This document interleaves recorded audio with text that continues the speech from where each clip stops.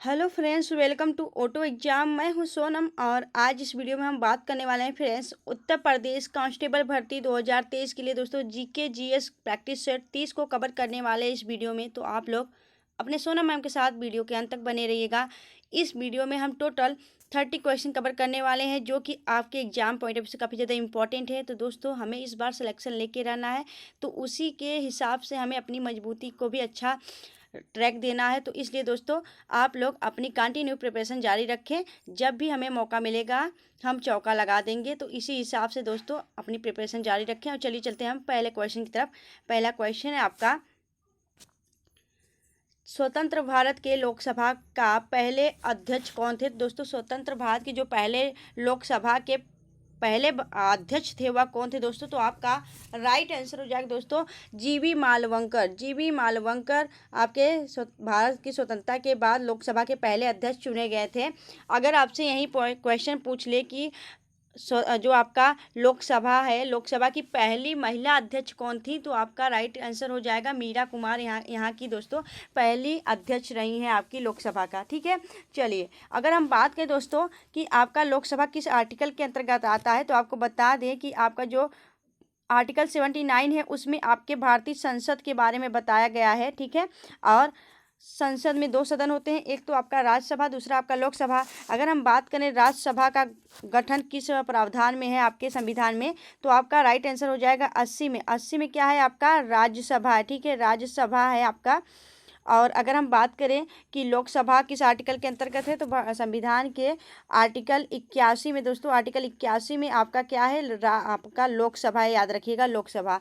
तो संसद किस आर्टिकल के अंतर्गत है? 79। और राज्यसभा है आपका 18 और आपका 81 में क्या है? लोकसभा। तो इस आर्टिकल को आप लोग याद रखिएगा, आपके एग्जाम पॉइंट ऑफ व्यू से काफ़ी ज़्यादा इंपॉर्टेंट है। चलिए हम चलते हैं अब आगे नेक्स्ट क्वेश्चन की तरफ। अगला क्वेश्चन आपका है, भारतीय संविधान की प्रस्तावना में पथनिरपेक्ष शब्द निम्नलिखित में से जोड़ा गया है। तो दोस्तों किस संविधान संशोधन के तहत आपका प्रस्तावना में धर्मनिरपेक्ष शब्द जोड़ा गया है? तो आपका राइट आंसर हो जाएगा ये धर्मनिरपेक्ष जो शब्द है दोस्तों, यह 42वां संविधान संशोधन 1946 में दोस्तों यह करके आपका क्या जोड़ा गया है? तो इन धर्मनिरपेक्ष के अलावा और भी दो शब्द जोड़े गए थे। कौन कौन से? तो आपका जोड़ा गया था समाजवादी, धर्मनिरपेक्ष एवं अखंडता। इन तीनों को जोड़ा गया था दोस्तों, याद रखिएगा। चलिए आगे चलते हैं हम नेक्स्ट क्वेश्चन की तरफ। अगला क्वेश्चन आपका है, भारतीय संविधान में राष्ट्रपति के चुनाव की प्रणाली किस देश से ग्रहित की गई है? तो आपका राइट आंसर हो जाएगा जो आपका संविधान में है दोस्तों, राष्ट्रपति की जो चुनाव की प्रणाली है वह आपके कहाँ से लिया गया है? तो यह आपके आयरलैंड से लिया गया है, याद रखिएगा आयरलैंड आपका राइट आंसर हो जाएगा। अगर हम बात करें दोस्तों यूएसए से क्या लिया गया है, तो यूएसए से लिया गया है आपका क्या? तो राष्ट्रपति पर महाभियोग लगाने की प्रक्रिया। ठीक है, और राष्ट्रपति उपराष्ट्रपति का जो पद है यह सभी आपके कहाँ से लिया गया है? तो यह आपके यूएसए से लिया गया है। अगर वहीं हम बात करें राष्ट्रपति के जो चुनाव की प्रक्रिया है, प्रणाली है, वह आपके आयरलैंड से लिया गया है, याद रखिएगा। चलिए आगे चलते हैं हम नेक्स्ट क्वेश्चन की तरफ। अगला क्वेश्चन आपका है, भारतीय संविधान की पूर्ण रूप से कब अंगीकृत किया गया था? तो जो भारतीय संविधान है दोस्तों उसे पूर्ण रूप से कब अंगीकृत किया गया था? तो आपका राइट आंसर हो जाएगा 26 जनवरी 1950। ये आपका राइट आंसर हो जाएगा। अगर बात करें हम संविधान सभा के द्वारा कब इसे अंगीकृत किया गया था, तो अभी 26 जनवरी 1949 को इसे अंगीकृत किया गया था दोस्तों। लेकिन इसे पूर्ण रूप से कब लागू किया गया था? यहाँ पे पूछा गया पूर्ण रूप से कब अंगीकृत किया गया, तो 26 जनवरी 1950 को यह लागू किया गया। और अगर हम बात करें कि संविधान बनने में कुल कितना समय लगा, तो संविधान बनने में कुल आपका 2 वर्ष 11 माह और 18 दिन लगे थे दोस्तों आपके संविधान को तैयार करने में। ठीक है, चलिए आगे चलते हैं हम नेक्स्ट क्वेश्चन की तरफ। अगला क्वेश्चन आपका है, वर्तमान में भारत के संविधान में कुल कितनी अनुसूचियां हैं? तो आपका राइट आंसर हो जाएगा वर्तमान में भारत में कुल आपकी 12 अनुसूचियां हैं। जब आपका संविधान बना हुआ था दोस्तों तब कुल कितनी अनुसूचियां थी? तो तब आपके 8 अनुसूचियां थी, लेकिन अब वर्तमान में आपके 12 अनुसूचियां हैं। ठीक है, अब वर्तमान में कितनी भाषाएं दोस्तों? 22 भाग है आपका, 22 भाग और 12 अनुसूचियां और आपके 395 आर्टिकल। ठीक है, 395 आर्टिकल पहले भी थे दोस्तों, जब बने बने थे आपके संविधान और अब भी हैं, उसमें जो भी संशोधन हुआ है तो उसमें आपके आर्टिकल में क या ख करके जोड़ा गया है या फिर 1 या 2 करके जोड़ा गया, ठीक है, ABCD करके जोड़ा गया, लेकिन आपके जो आर्टिकल है उसमें कोई आपका बदलाव नहीं किया गया है, उसमें और भी क ख करके या फिर आपका ABCD करके जोड़ दिया गया है, ठीक है, याद रखिएगा। पहले आप भी आपके 395 आर्टिकल थे, अभी भी आपके 395 आर्टिकल हैं। चलिए आगे चलते हैं हम नेक्स्ट क्वेश्चन की तरफ। अगला क्वेश्चन आपका है, आंध्र प्रदेश और तमिलनाडु के जो भूभाग है, तटीय भूभाग, निम्नलिखित में से किस नाम से जाना जाता है? तो आपका राइट आंसर हो जाएगा दोस्तों, जो आपके आंध्र प्रदेश और तमिलनाडु के तटीय भूभाग हैं उनको कोरोमंडल के नाम से जाना जाता है, कोरोमंडल तट कहा जाता है। अगर हम वही बात करें कोंकण तट किसको कहा जाता है, तो दोस्तों कोंकण तट जो है आपका महाराष्ट्र एवं गोवा के तटीय जो आपके सीमा है उसको कोंकण तट कहा जाता है। अगर मालाबार तट की बात करें तो मालाबार तट क्या होता है दोस्तों? मालाबार तट आपके भारत के दक्षिण और पश्चिम भाग में अरब सागर से लगे हुए जो सागर तट हैं उन्हें आपका मालाबार तट कहा जाता है, याद रखिएगा। चलिए आगे चलते हैं हम नेक्स्ट क्वेश्चन की तरफ। अगला क्वेश्चन आपका है, भारत में एकमात्र सक्रिय ज्वालामुखी बैरन द्वीप किस राज्य या केंद्र शासित प्रदेश में स्थित है? तो आपका राइट आंसर हो जाएगा अंडमान निकोबार। दोस्तों अंडमान निकोबार एक द्वीप समूह है और यहाँ पे दोस्तों क्या है, आपका बैरन द्वीप स्थित है। अंडमान निकोबार की बताइए हमें इसकी राजधानी क्या है?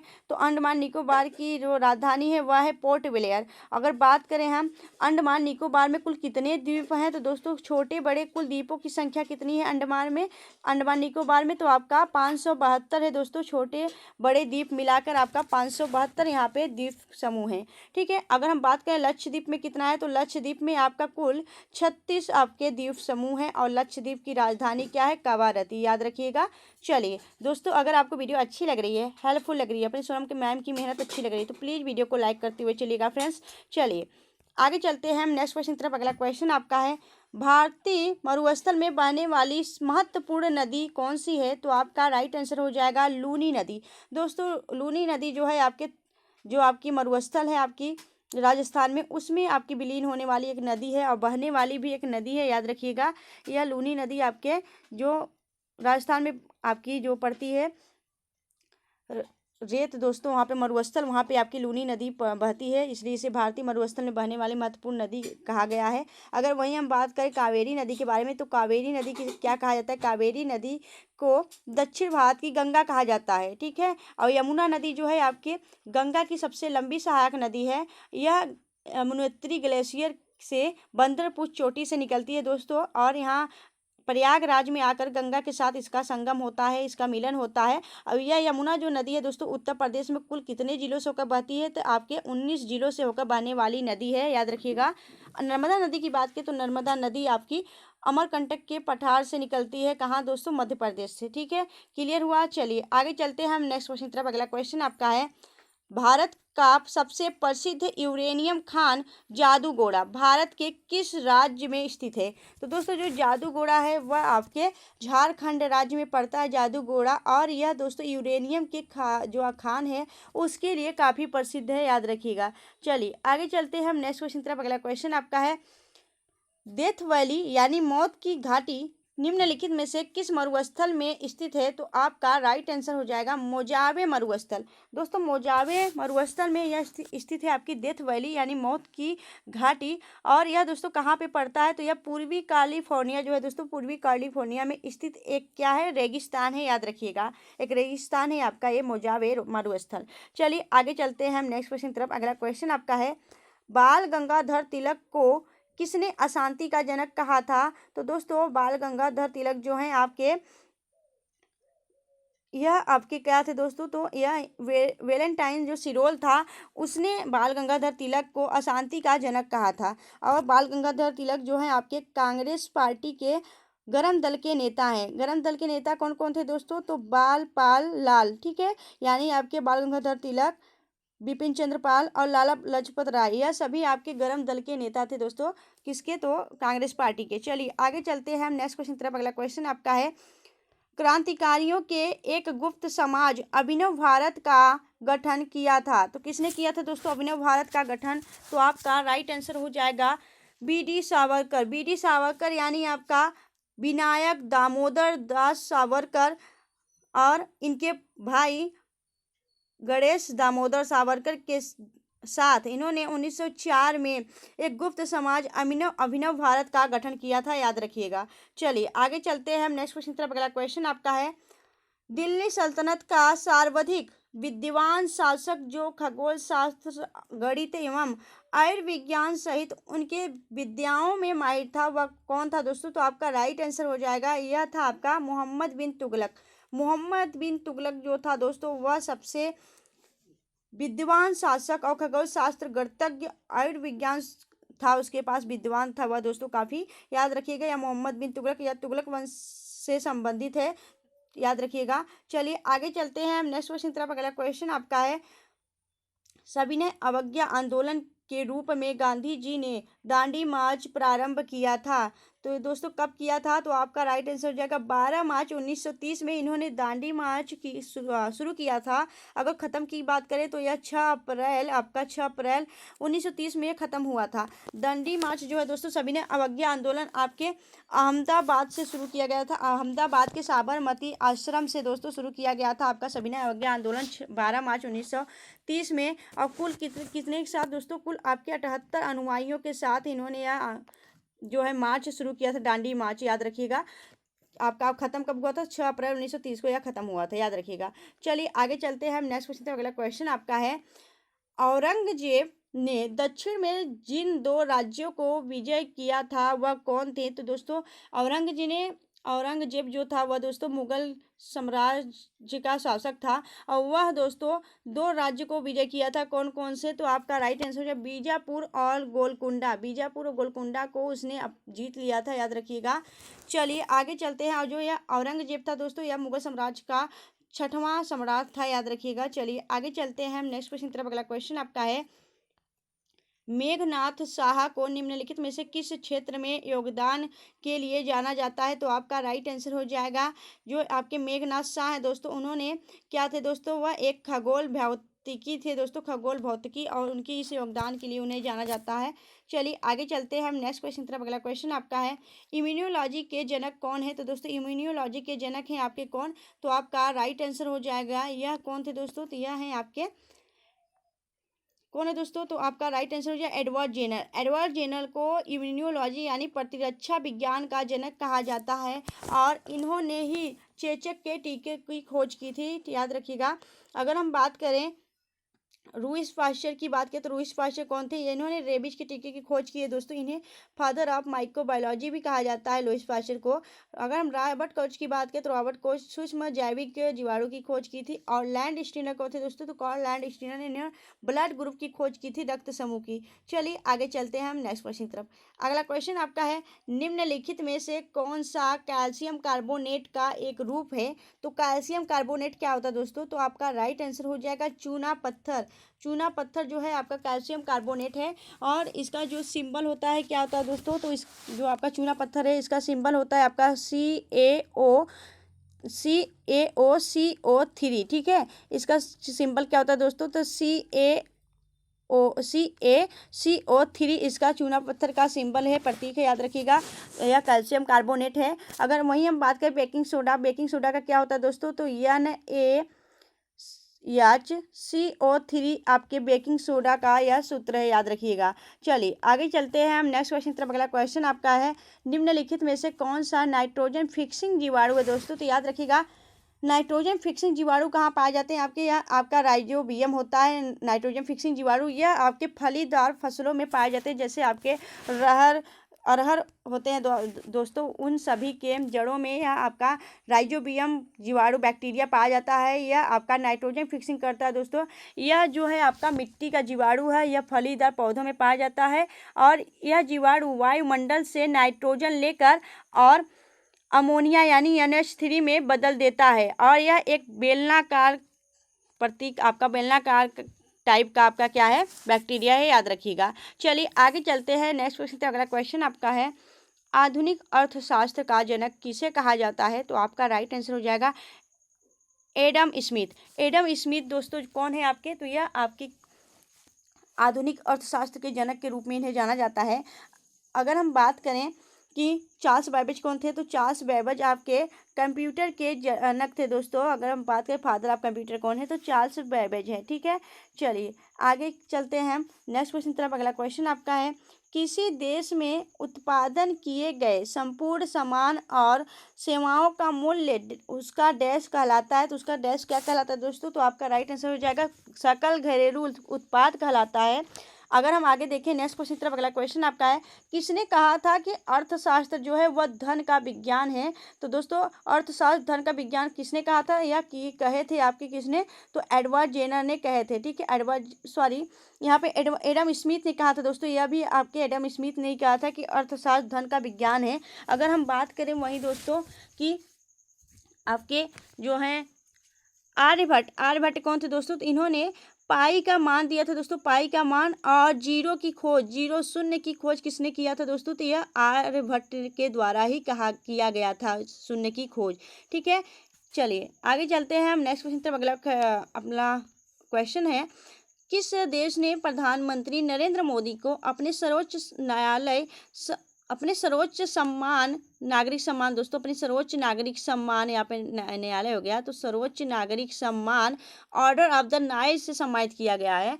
तो आपका राइट आंसर हो जाएगा, नरेंद्र मोदी को अभी हाल ही में मिस्र ने अपने सर्वोच्च नागरिक सम्मान ऑर्डर ऑफ द नाइल से सम्मानित किया है। अगर हम बात करें दोस्तों, अभी चर्चा में आपका मिस्र है, तो मिस्र की राजधानी क्या होती है? तो मिस्र की राजधानी है आपकी काहिरा, और यहाँ की जो मुद्रा है वो क्या है? आपकी पाउंड। यहाँ की मुद्रा क्या है? तो मिस्री पाउंड यहाँ की मुद्रा है, याद रखिएगा। चलिए आगे चलते हैं नेक्स्ट क्वेश्चन तरफ। अगला क्वेश्चन आपका है, विश्व गौरैया दिवस प्रतिवर्ष कब मनाया जाता है? तो अगर हम बात करें विश्व गौरैया दिवस कब मनाया जाता है दोस्तों, तो 20 मार्च को दोस्तों, 20 मार्च को विश्व गौरैया दिवस मनाया जाता है। और इसका मनाने का उद्देश्य क्या है कि जो आपकी स्पैरो हैं उनकी संरक्षण के लिए यह आपका विश्व गौरैया दिवस मनाया जाता है।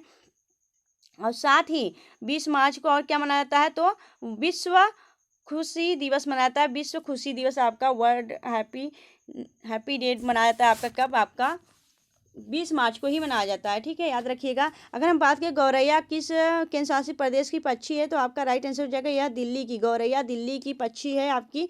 और अगर हम बात करें किस राज्य की यह पक्षी है, तो यह आपके बिहार राज्य की पक्षी है दोस्तों। बिहार राज्य की पक्षी क्या है? आपका गौरैया है, याद रखिएगा। चलिए आगे चलते हैं नेक्स्ट क्वेश्चन तरफ। अगला क्वेश्चन आपका है, प्रसिद्ध ऐतिहासिक पुस्तक न्यू इंडिया की लेखिका कौन है? तो आपका राइट आंसर हो जाएगा, जो आपकी प्रसिद्ध पुस्तक न्यू इंडिया है उसकी लेखिका है आपकी कौन दोस्तों? तो आपका राइट आंसर होगा एनी बेसेंट है। एनी बेसेंट न्यू इंडिया पुस्तक लिखा है। अगर हम बात करें कि एनी बेसेंट कौन थी दोस्तों, एनी बेसेंट आपकी जो है कौन है दोस्तों? तो एनी बेसेंट ने आपके 1917 में कांग्रेस की अधिवेशन की अध्यक्षता की थी। किस अधिवेशन की? तो कलकत्ता अधिवेशन की। 1917 में कलकत्ता अधिवेशन की अध्यक्षता भारतीय राष्ट्रीय कांग्रेस की पहली महिला अध्यक्ष आपकी कौन थी?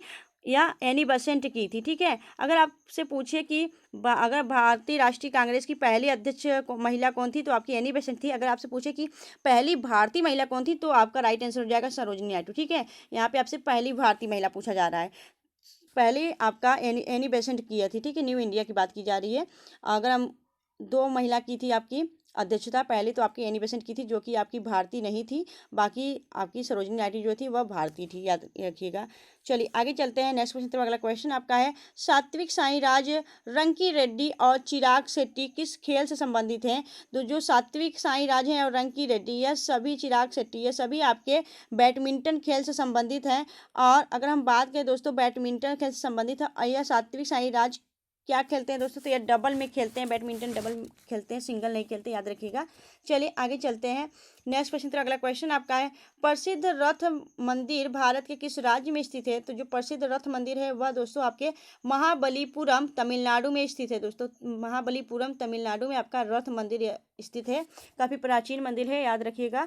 अगर हम बात करें पूरी उड़ीसा में किसका मंदिर है, तो आपका जगन्नाथ मंदिर, याद रखिएगा। जगन्नाथ मंदिर आपका, जिसे सफ़ेद पगोड़ा के नाम से जानते हैं, यह आपके पूरी उड़ीसा में स्थित है। वहीं कोणार्क उड़ीसा में आपका क्या स्थित है? तो आपका सूर्य मंदिर स्थित है दोस्तों, कोणार्क सूर्य मंदिर, जिसे हम ब्लैक पगोड़ा के नाम से जानते हैं। ठीक है, आपके कोणार्क में सूर्य मंदिर स्थित है आपके और अगर पुरी की बात करें तो यहाँ पे जगन्नाथ मंदिर स्थित है। आगे चलते हैं हम नेक्स्ट क्वेश्चन की तरफ। अगला क्वेश्चन आपका है सलीम अली राष्ट्रीय उद्यान किस राज्य केंद्र शासित प्रदेश में स्थित है? तो जो सलीम अली राष्ट्रीय उद्यान है वह आपके जम्मू एंड कश्मीर में स्थित है, याद रखिएगा।